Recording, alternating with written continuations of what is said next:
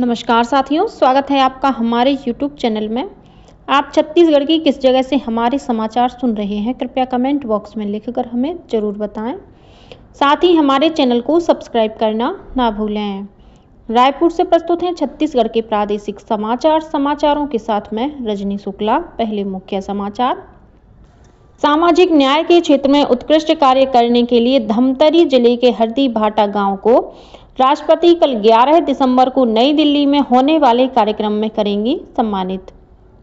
प्रधानमंत्री नरेंद्र मोदी ने महिलाओं में वित्तीय साक्षरता और बीमा जागरूकता को बढ़ावा देने के लिए कल बीमा सखी योजना का शुभारंभ किया। अटल बिहार योजना के तहत प्रदेश के विभिन्न जिलों में शुरू की गई 7 आवासीय परियोजनाएं और छत्तीसगढ़ माध्यमिक शिक्षा मंडल ने हाई स्कूल और हायर सेकेंडरी मुख्य परीक्षा की समय सारणी जारी की। अब समाचार विस्तार से। कल 11 दिसंबर को नई दिल्ली के विज्ञान भवन में आयोजित कार्यक्रम में धमतरी जिले के हरदी-भाटा गांव को सम्मानित किया जाएगा। राष्ट्रपति श्रीमती द्रौपदी मुर्मू राष्ट्रीय पंचायत पुरस्कार 2024 के तहत इस गांव को सामाजिक रूप से न्याय संगत और सामाजिक रूप से संरक्षित पंचायत श्रेणी में यह पुरस्कार प्रदान करेंगी। इस वर्ष विभिन्न श्रेणियों के तहत 45 पुरस्कार विजेताओं का चयन किया गया है, जिसमें धमतरी जिले का हरदी-भाटा गांव भी शामिल है। प्रधानमंत्री नरेंद्र मोदी ने महिलाओं में वित्तीय साक्षरता और बीमा जागरूकता को बढ़ावा देने के लिए हरियाणा के पानीपत में कल बीमा सखी योजना का शुभारंभ किया।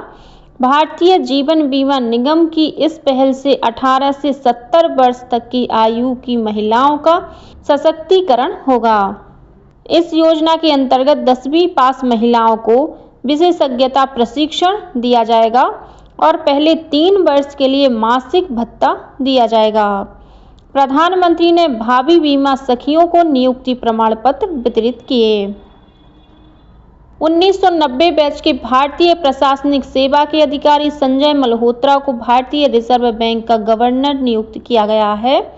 मंत्रिमंडल की नियुक्ति समिति ने उनके नाम को मंजूरी दे दी है।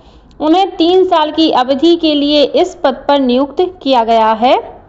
राजस्थान कैडर के IAS अधिकारी श्री मल्होत्रा वर्तमान में वित्त मंत्रालय में राजस्व सचिव के पद पर कार्यरत हैं। मुख्यमंत्री विष्णुदेव साय ने कल रायपुर स्थित अपने निवास कार्यालय में अटल बिहार योजना के अंतर्गत छत्तीसगढ़ गृह निर्माण मंडल की 7 आवासीय परियोजनाओं का शुभारंभ किया। इस अवसर पर मुख्यमंत्री ने कहा कि छत्तीसगढ़ के विभिन्न शहरों और विकासखंड में रह रहे आवासहीन लोगों को किफायती और पक्के छत युक्त आवास उपलब्ध कराने के लिए अटल बिहार योजना प्रारंभ की गई है, जिसके तहत हाउसिंग बोर्ड द्वारा 50,000 भवनों का निर्माण कर आवंटन किया जाएगा।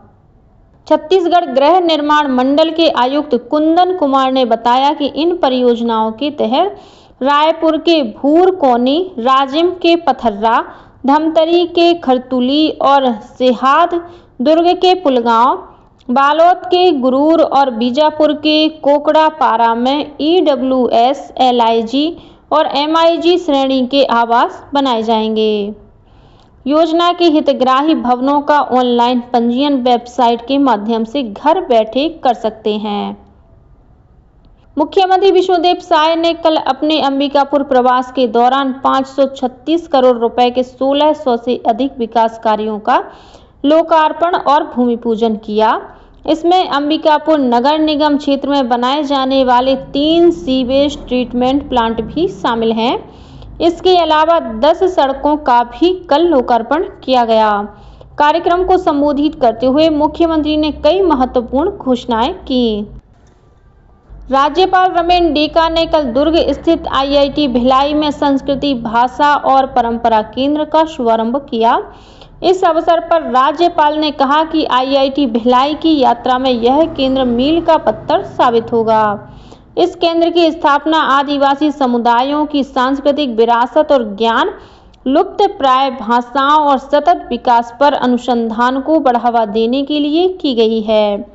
केंद्र का मिशन छत्तीसगढ़ के आदिवासी समुदायों की भाषाई विविधता, सांस्कृतिक बहुलवाद, पारिस्थितिक ज्ञान और सामूहिक स्मृति को भारत में सामने लाना है।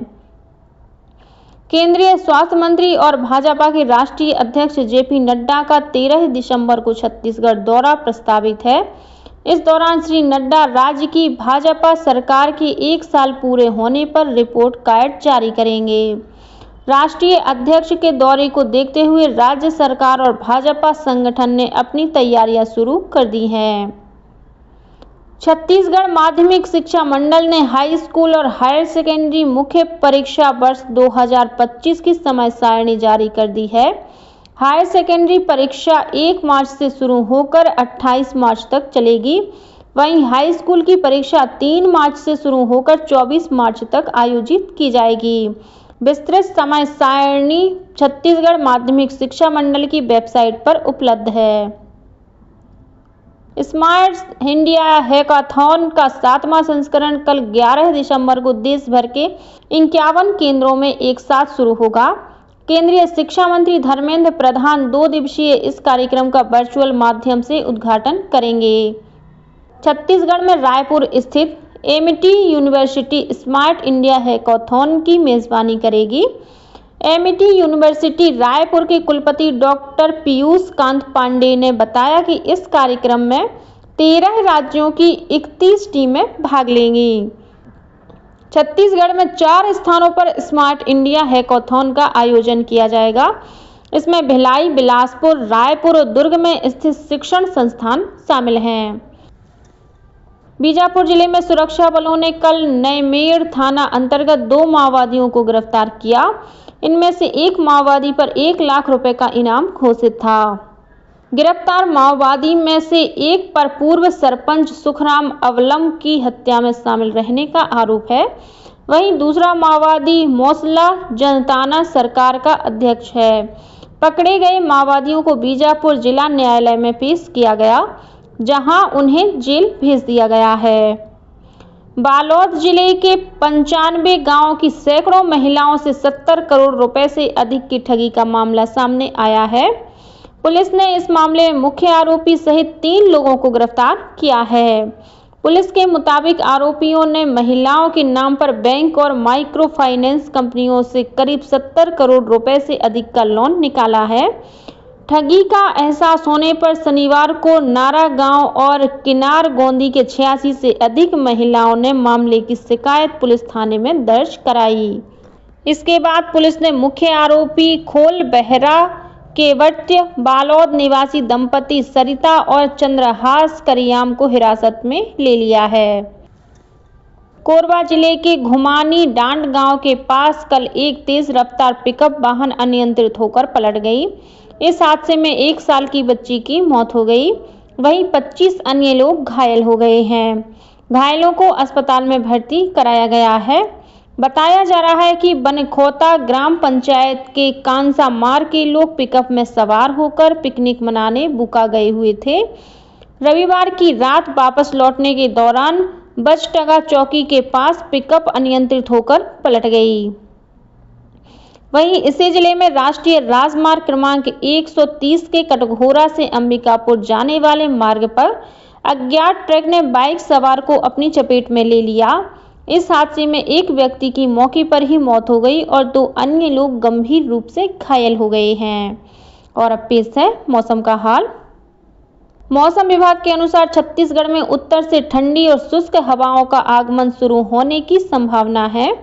इसके कारण राज्य के विभिन्न भागों में न्यूनतम तापमान में अगले 4 दिनों के दौरान गिरावट आ सकती है, जिससे ठंड बढ़ेगी। और अब कुछ अन्य समाचार संक्षेप में। छत्तीसगढ़ के पहले स्वतंत्रता संग्राम सेनानी अमर शहीद वीर नारायण सिंह का आज 10 दिसंबर को बलिदान दिवस है।